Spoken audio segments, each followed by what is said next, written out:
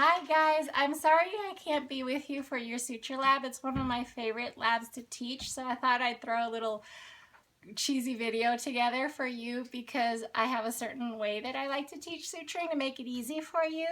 I don't know who your substitute facilitator is this time, but anyway, with my crummy equipment that I have at home, I thought I'd show you.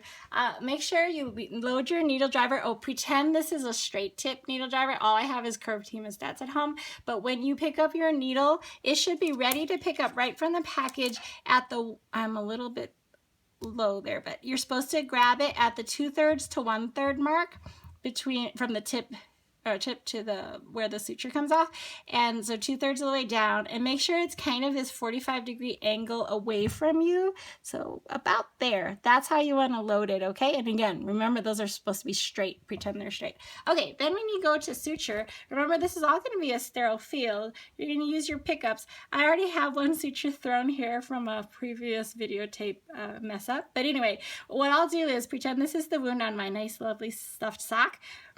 But if you divide the wound, I think you don't end up messing it up where it doesn't match up when you get to the end, right? So you can divide the wound, and I've divided that one. So the next one I'm going to do is dividing this side, the remainder. Then I'll do another one in the middle there, and then I'll just keep dividing. So I usually end up with an odd number. Okay, so when I want to throw this simple interrupted suture, and I don't have my needle on very well. Again, these curved hemostats, they don't grab very well, so bear with me.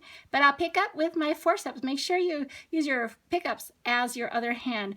Enter the skin perpendicular. You're about a 1/4 inch from the edge of the wound, and then you can go all the way through to the other side if your needle reaches and the wound's not too gaping, and then just pull through. You can don't try to grab the needles with your hands. Try to use your pickups or hemostats all the time, and then don't try to grab the tip of it because you might dull the needle.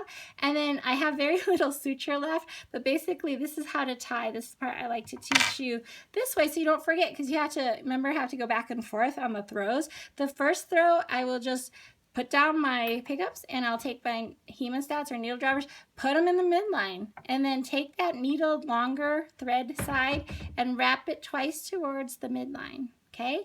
And then you grab your tail, and then the tail was on the right, so I'm going to pull through and put the tail on the left. And that's all you got to do for your first throw. I'm going to put everything down to make it tighter because the sock isn't very cooperative. Okay, then for the second throw, I only wrap once. And notice again, the way to remember it is you put the hemostats or needle drivers in the midline, wrap towards the midline, and then grab your tail and grab near the end, because if you grab it too close, then it'll get stuck. It won't come all the way through the knot. Okay, the tail is on this side, so I moved it to that side. And that was the second throw. And then the third one, same thing. Again, when you get fancy about it, you'll start using your hemostats or your needle drivers to do the wrapping. But if you're just beginning and you can't remember, put the needle driver in the midline, wrap towards the midline, grab the tail, and pull it through. Okay, that's my third throw. And then we'll do one more. Same thing. Wrap, grab, and pull. Whoops, I missed.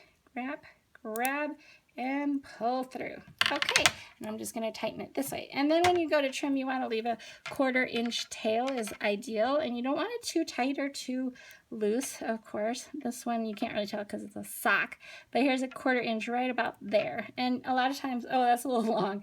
A lot of times the surgeons will hold it up when they're done. They'll just hold it up for you, and you just go in there, brace your hand whenever you can. If you can rest your wrist on something, that'll make you less unsteady, because a lot of times you're caffeinated or nervous and everyone's watching you, and then you'll be like this shaking whatever you're doing when you're suturing. So try to rest your wrist on something. Okay, I hope that helps you. And I don't know who your replacement substitute facilitator is, but hopefully this will get you started for Monday. All right, see you next time. Bye.